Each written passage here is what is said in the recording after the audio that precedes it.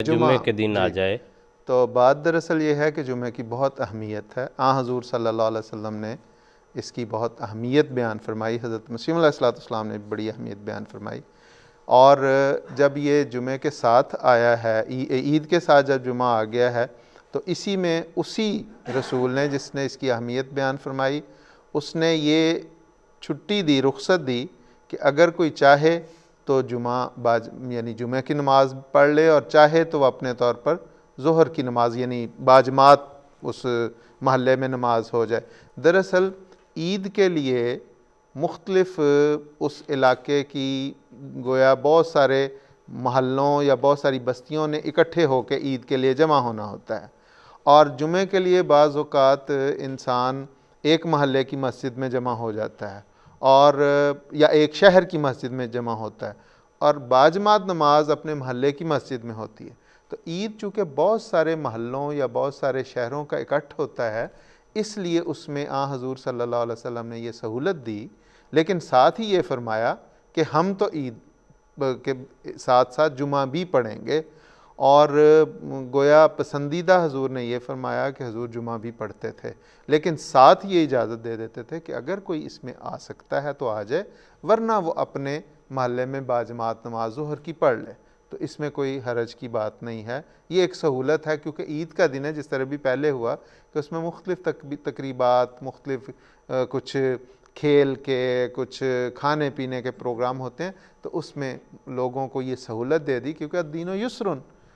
آسانی کا نام ہے کہ اپنے محلے میں باجماعت نماز پڑھو اور اپنے دوسرے دنیاوی کاموں میں تو مشغول ہو جاؤ۔ البتہ حضرت صلی اللہ علیہ وسلم جیسے کہ انہوں نے ذکر کیا کہ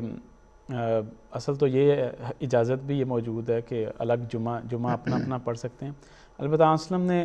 یہ اجازت بھی دی، لیکن ساتھ ہی فرمایا وَإِنَّا مُجَمِّعُونَ کہ ہم تو جمعہ ہی پڑھیں گے۔ اور حضرت مسلم اور رضی اللہ تعالیٰ عنہ کے دور سے خلفاء کا یہی موقف چلا آ رہا ہے کہ اگر جمعہ اور عید اکٹھی ہوتی تھی تو اس حکم پر عمل کرنے کے لیے کہ اِنَّا مُجَمِّعُونَ ہم تو جمعہ بھی پڑھیں گے ساتھ، کیونکہ وہی خدا نے ہمیں دو عیدیں دے دی ہیں تو ہم دونوں عیدوں میں شامل ہوں گے، مطلب ایک عید وہ والی اور ایک پہ جمعہ والی بھی عید، تو اس طرح دونوں کو ساتھ ساتھ لے کے چلا، لیکن ساتھ اجازت بھی ہے کہ جو لوگ اکٹھے نہیں ہو سکتے وہ اپنی اپنی جگہوں پر پھر پڑھ سکتے ہیں۔ اس میں یہ بھی وضاحت ضروری ہے کہ بعض اوقات حضرت خلیفۃ مسیح ثالث رحمہ اللہ نے جمعہ نہیں ادا کیا، اور باقاعدہ اسی چونکہ حضور صلی اللہ علیہ وسلم کی سنت کو بھی تو زندہ کرنا تھا، اس لیے اس وقت حضرت خلیفۃ مسیح ثالث رحمہ اللہ نے ایک دفعہ، کئی دفعہ جمعہ اور عید اکٹھے آئے، لیکن ایک دفعہ حضور نے جمعہ نہیں پڑھایا اور کہا کہ اپنے اپنے محلوں میں ظہر کی نماز پڑھ لی جائے۔